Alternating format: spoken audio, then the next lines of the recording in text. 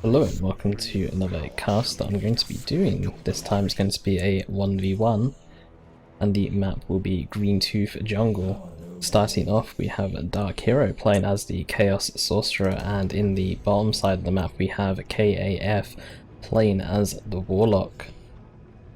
This map is not the Redux version, this is actually the original version where both the bases are actually very close together with a victory point in between, and the two other victory points being quite far out of the way. Natural power fairly close to base as well. Contested requisition points in the mid as well, and requisition points at the far outer bits of the map as well.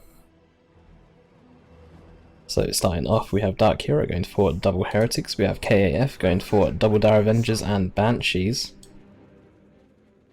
Let's see. We do have K.A.F moving in quite aggressively here towards the outside of DarkHero's base right now. And to be able to catch out these Heretics out of place, Destructor goes down onto the Heretics, landing perfectly on them, going to force them away. Heretics brought down to 250 HP by that Destructor. Such a good area of effect skill to actually use on Heretics, given that they only have 75 health per model at the very beginning, unless you get the Aspiring Champion, in which case you actually get a health boost on all the other models. Could see K.A.F go for some Rangers and a Guardian Weapons team to follow up the rest of his build, and we could also see DarkHero go for some Havocs, Noise Marines, or even upgrade his Sorcerer as well. The Sword of Flame with the Vestments of the Warp is a very good combination against the Eldar. Very nice at interrupting heavy weapons teams. Can kill Rangers quite well, and mainly the interruption on the Guardian Weapons team just being able to do so well because Eldar is all infantry in tier 1. Sword of Flame is a very effective weapon. Warlock landing a special dare onto that Sorcerer, was actually aiming for those CSM but actually missed them. Could also see the Merciless Witchblade and Champion's Robes combination onto the Warlock as well to drain energy away from the Sorcerer, making him unable to cast any abilities. But we will see as the game progresses on. We do see Havocs and the Guardian Weapons team going to be the purchases as well for K.A.F and DarkHero. Destructor was cast but actually cancelled, going to go off again, lands onto the Heretics, down to 6 models, but the Warlock does need to get out of there. He is very low right now, 6 HP, could go down. He will go down to the Doom Bolts. Doom Bolts doing 18 plasma damage per bolt, and there were 3 casted at the very least there, so that's a bit too much for the Warlock to escape away from. Heretics on that contested victory point over here, gonna get a decap onto it but forced away to base, but base is very close by as you can see here. Meanwhile, another player has actually got any generators up. We do see that DarkHero is having to go and capture his natural power once again. In fact, we have double suppression teams in the face of each other here. They're actually both doing some alright damage here, so because of how close they are, but Banshees coming in will actually be the ones forcing away the Havocs. Grenade launcher Heretics as well, going to be on the field to interrupt this Guardian Weapons team as well, and to stop Banshees from getting into melee range. Multiple users for them. Could see an Aspiring Champion onto the second Heretic squad to actually counter or to fight the Banshees, and so that it, with the Aspiring Champion, because of the extra tankiness and extra health you get onto all the other models, along with the Aspiring Champion having 250 HP himself, it could allow them to stand up against the Warlock Banshee combo a bit better. Do have K.A.F moving quite aggressively here towards the top side of the map. Meanwhile, DarkHero is taking the bottom side of the map, the one closest to the 2 bases. Still no upgrades onto that Chaos Sorcerer yet. Do have a Grenade Barrage going to go down. It's actually going to miss the Guardian Weapons team, however, and Havocs are setting up here as well. They will be the first to set up, and the Guardian Weapons team will get suppressed, but it will still get a salvo off no matter what. Did have a Destructor there from the Warlock. Grenade launcher Heretics moving behind this wall, still able to fire the grenade launchers, so this Guardian Weapons team will need to leave. Okay, it does leave there. It was 60 HP, very close, and the Warlock here will actually interrupt these Havocs as well. Heretics are here as well, some more Havocs in fact for DarkHero, double Havocs. Meanwhile, K.A.F has actually not got anything else just yet. Is getting the Champion's Robes, however. Could see some Rangers to actually interrupt the double Havocs using the kinetic pulse ability, or to even snipe the Havoc models as well. It only takes 2 shots, I believe. Could be 3 actually though. I know that for sniper scouts it's 2 shots, but I think rangers actually do slightly less damage at a higher rate of fire, so it might actually be 3, but nonetheless, if you're going to carry on firing away at Havocs, the opponent is going to retreat them. And these Dire Avengers are actually in a lot of trouble right now. Melee Heretics coming in, Doom Blast could go off. Not even needed though, it's actually just going to go down because there's the entire army almost of DarkHero here, with the exception of a CSM squad. Do have some Banshees actually up here, and do see a webway gate being placed down. If the Banshees actually just retreat now and make sure that DarkHero doesn't actually go any further towards top, then it could actually be undetected right now. In fact, it might even be undetected, I'm not sure if these heretics will be able to see it. Okay, Banshee's going to retreat away there. This gate is going to go unnoticed for now. So the Banshees could even get wiped here, there's just so much here. Looks like they will be able to get away. The Aspiring Champion upgrade also coming in onto the Heretic squad. Warlock still with only the Champion's robes, no weapon upgrade on him yet. Another really good weapon upgrade in fact would be the Witchblade, sorry. The Witchblade of Kurnus for the Ethereal Slash ability. Ethereal Slash is a massively hard counter to Heretics, nearly insta-giving Heretics if you actually have Heretics surrounding your Warlock. We did have the Heretics, Grenade Launch Heretics in fact, go up here, but they did not actually detect that webway gate. They don't have an Aspiring Champion, so there's no detection on them, and the gate is invisible once it has been built. Do actually have K.A.F gain some ranges now though. Double Havocs are a bit too much to interrupt with, well, without kind of any interruption right now. Could see a grenade get thrown at Havocs, but also at the same time, the amount of ranged fire that DarkHero has, the Dire Avenger is not going to be able to just run up and throw a grenade down onto these Havocs, so Rangers are a very good choice right now. DarkHero on more power than K.A.F. Could see him tech up a bit quicker. Heretics moving in here, Destructor going off, not doing as much damage against these Heretics now, but they've got their Aspiring Champion. This Warlock though is getting focused down by double Havocs here. Will struggle. We do have a Guiding Weapons team saying that point blank into some Chaos Heretics, however we did see the Grenade Barrage go off. We do have the Sigil of Rift going off as well. It was slightly too late there, as the Guiding Weapons team did retreat there, so they cannot be sigiled in retreat. The idea was to sigil that Guiding Weapons team into the Arc of Fire of these double Havocs and let Havocs actually just destroy them. Sorcerer trying to chase down some Rangers. The Sorcerer's Bolt Pistol, having a look at the Codex, actually does quite a little damage in comparison to, say, the Force Commander, the APO.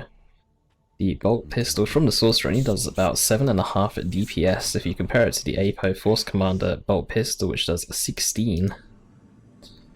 Something to bear in mind that his sidearm is definitely not as strong as it could be. So we do see that DarkHero is going to be the first player to tech up. We did actually have a CSM loss down here in the bottom. Some Banshees did take them out as well. Both players down to 4 units.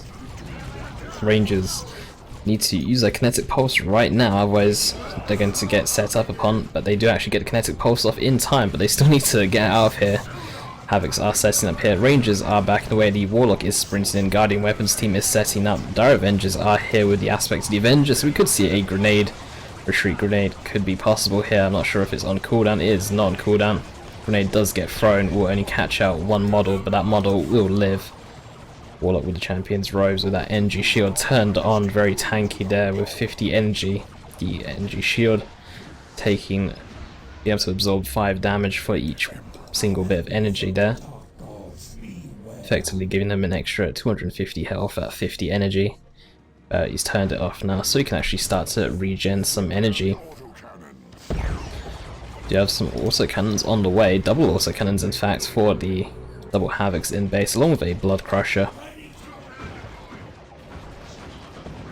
I think the autocannons will be a good choice here. There isn't much that needs to actually get suppressed. and double autocannons, the damage that they do is going to be amazing. If K.A.F decides to get a Falcon, the double autocannon should actually make short work of it and make it very difficult for the Falcon to actually maneuver around. Same thing goes for a Wraith Lord. Double autocannons are just so strong. We do have this Blood Crusher coming in now, nice blue Blood Crusher in fact.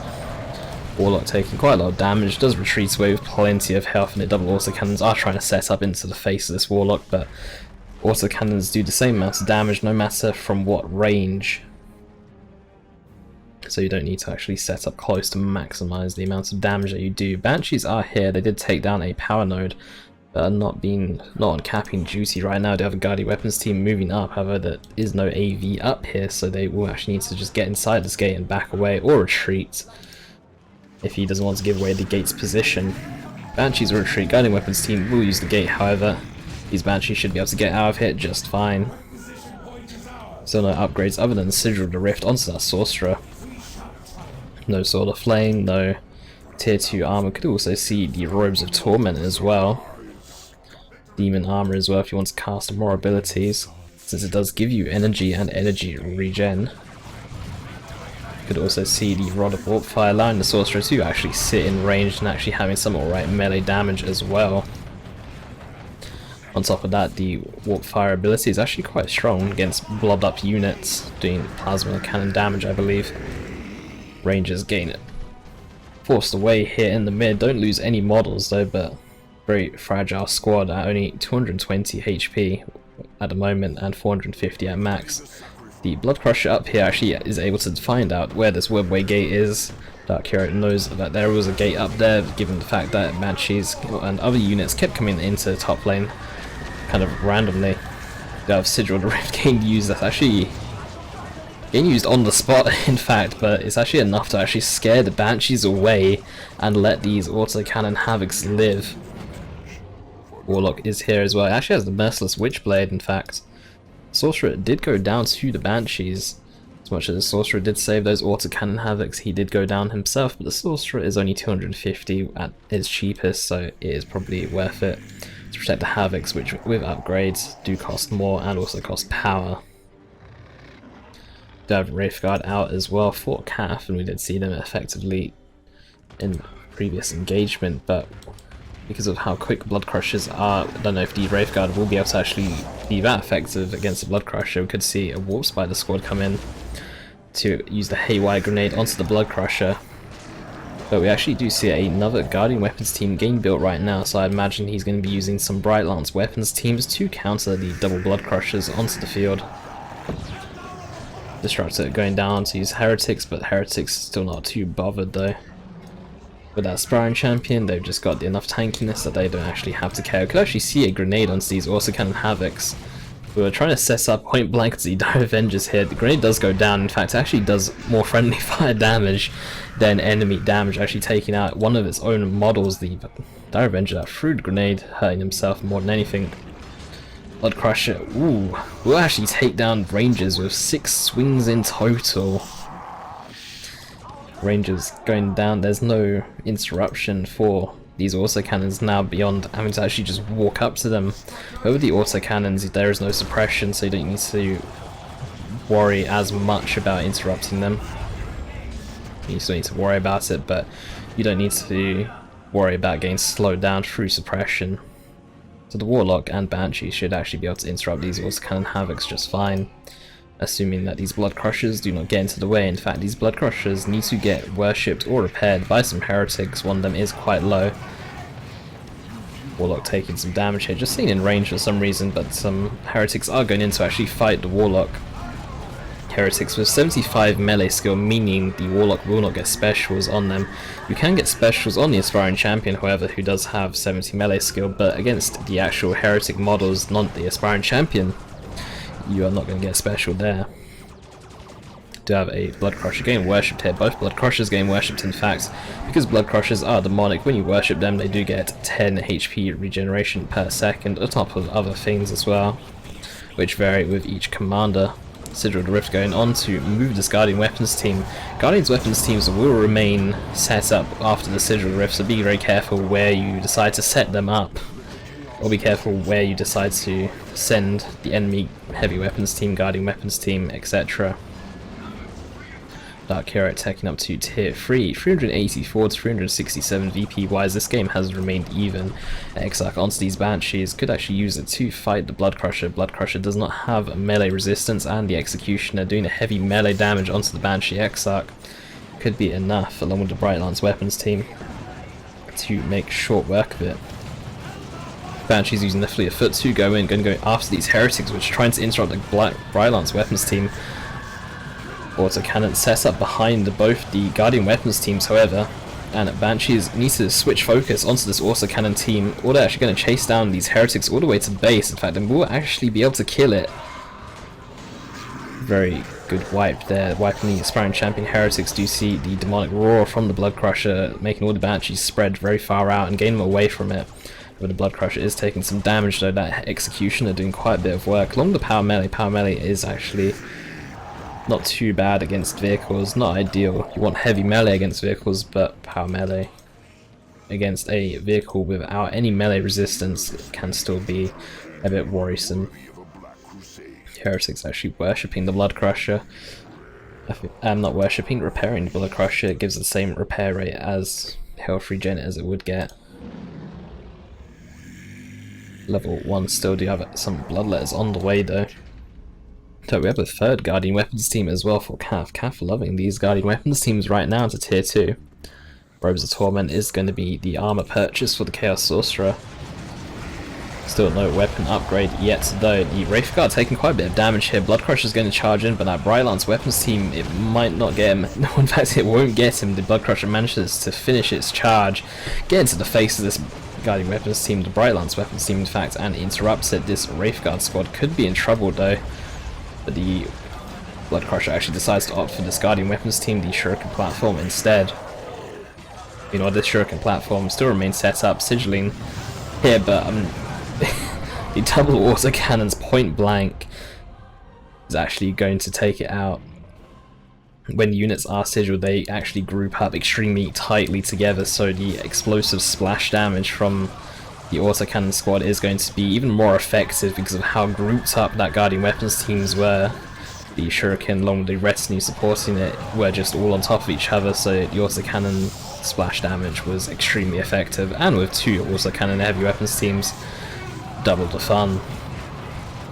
Do have these Banshees here getting tied up by the Robes of Torment, and Bloodletters also in the area will be able to get away. 5 out of 6 models, Bloodletters are actually going to go and teleport forward, but the Banshees are a bit too quick there. The Warlock has been repurchased as well. Do you see him back on the field? Level 4 Champions Robes, Merciless Witchblade.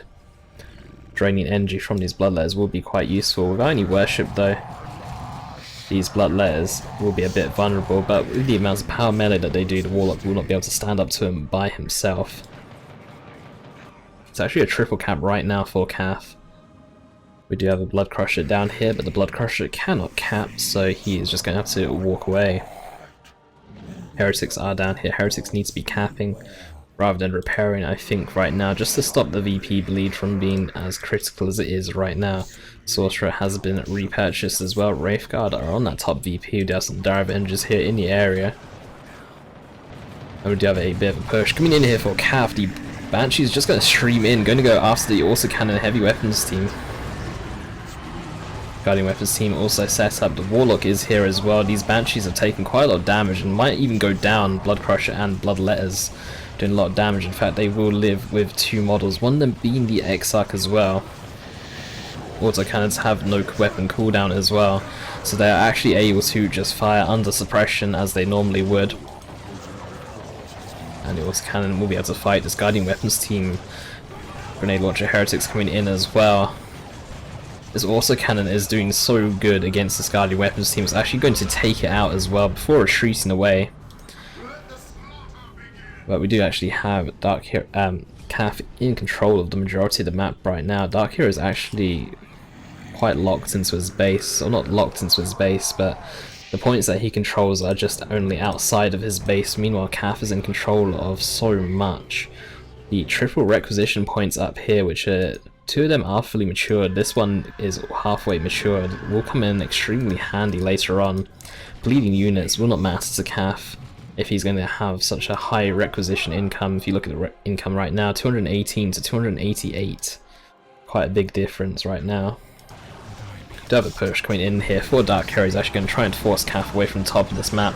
Sorcerer taking a lot of damage. Brightlance's weapons team is in a very safe position right now, and the Blood Crusher is in a bit of trouble here.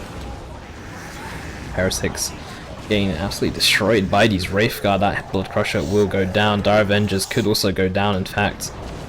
Will escape there with one model on 30 HP. Banshee's in retreat path, going to take out the Grenade Launcher Heretics. They did have the Aspiring Champion as well, but that tankiness was not enough. Wraithguard dropping a model. Bloodletters are very desperate for these Wraithguard. Do have the healing going down, only catching out one model. We do have the warp coming in. The Bloodletters have actually not letting me click on them for some reason, but they did actually teleport to safety. Banshee's still wanting some more action. They are level 4 as well. Gonna go after these Autocannon Havocs. Taking down one model, could take down another. The Robes of Torment's coming in. Chaos Terminators though. Gonna be teleported on top of them. We do actually see the Lightning Claw upgrade almost immediately. Lightning Claw upgrade is going to be extremely strong, doing 210 power melee damage, 70 power melee per model, or 210 overall, on top of the fact they have 4,500 health of super heavy infantry. And the other ability, the Demoralize ability, that reduces enemy damage for each model killed as well. Dire Avengers here, very riskily sent out here with just one model. Need to be careful not to lose those. You see some Heretics actually getting repurchased, and that's a really good choice. These Bloodletters, when supported by Worship, are so much stronger than when they're not supported by Worship. The 10 health regen per second, amongst other things that you do get from Worship, is just too strong. Energy Worship being quite important as well, so you can actually teleport and phase shift more often. In fact, K.A.F, who also is tier 3, is actually gaining an avatar. That will take quite some time to build, but an avatar should prove quite annoying. However, these Lightning Claw Terminators will actually do really well against the avatar. The avatar is super heavy infantry, as much as he is 5,000 HP. Lightning Claw Terminators are actually quite good against an avatar. However, the avatar is a massive support unit for Eldar, and if the Guardian Weapons team with the Scorch Beam turned on, these Terminators will take an extra 20% damage, and Banshees here, if they also join in the fight, they are level 4, should also help out quite a bit as well. And here is some of the damage. Look at that, 2 swings and it's brought down the Guardian Weapons team from 770 down to 500 health. 2 swings just doing quite a lot of damage there, and also took a model. Wraithguard are here, but this is extremely risky. They're quite far away from the gate, and these Terminators are here and they do so much damage to... oh no. I think retreating here was a mistake. Look at the damage, and Terminators can teleport as well. If they do teleport, they might actually be able to finish off that Wraithguard squad. Grenade going down onto these Autocannon Havocs. Very nice grenade, in fact. Will interrupt them. In fact, I actually expected it to do a bit more damage there. It still took away a model. Banshee's also set up on that generator. Will take down a gen. However, they are getting caught out by the Sigil of the Rift, which brought them closer to the Havocs. In fact, Bloodletters are coming in as well. Model does go down there. The Wraithguard actually lived. The Terminators were not able to take them out. Just speaking about the other side of the map right now, Banshees are all the way into base. Actually could wipe this Havoc squad in base. And they get a special. They are reinforcing though. These Havocs will live. Banshees trying to get into that kill there. The Avatar is also onto the field right now and did take down another Havoc model. In fact, the Avatar is going very close to base. Bloodletter is going to go after the victory point. Bloodletter is also another strong counter, or not counter, but very strong against the Avatar with 45 power melee per model, especially when worshipped and that Havoc squad is no more. The Avatar just destroys it. Terminators still causing quite a bit of trouble as well. Warlock can definitely not fight these Terminators, even with the energy shield on maximum. You cannot fight the Lightning Claw Terminators, you do need some support. 99 VPs to 240. Bloodlayer's retreating away there. And there's a 2-0 cap for DarkHero. These Terminators just going to be on constant watch for this VP. Meanwhile, you have some Heretics coming in here for the Warlock along with the Sorcerer and an also cannon squad. I think the Warlock could actually get the cap, but he does decide to back away when he's on full health. Probably the safer choice. They'll have the Wraithguard still up here, and this Brightlance's weapons team still needs to be careful. A Predator is going to be the choice for DarkHero. Meanwhile, we have the Avatar still on the bottom side of the map, very close to the base. Banshees on the retreat path of these autocannon Havocs, still one model down for some reason. Did not stay in base long enough for this one model to actually come out of base. Avatar also here, we could see another wipe here, and it looks like it will be a wipe. No, in fact, the model did survive there.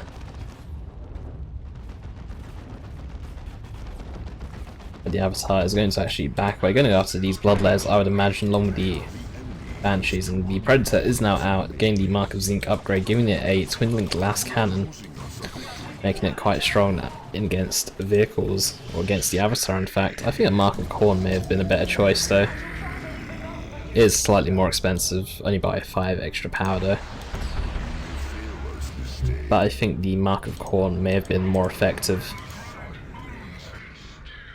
Dire Avengers moving in. Terminators are currently idle right now.